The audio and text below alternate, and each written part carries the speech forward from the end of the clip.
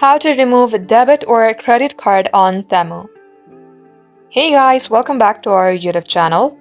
Without any further delay, let us get started. Launch a TEMU application from your device and get logged into your TEMU account. Then tap on the Use section from your bottom page. Here tap on the settings icon on your top right. Then tap on your payment methods. And then you will see the debit or credit card that you have added. You will also see the edit option, tap on it. Then here you have to tap on delete card option. As you do so, it will ask you to yes, remove the card or no, keep this card. Choose the option that says yes, remove the card. And just like so, this is how your card can be removed. That wraps up today's tutorial. Thank you all for watching the video till the very end. We hope to be back soon with more tutorials like this. Until then, stay updated.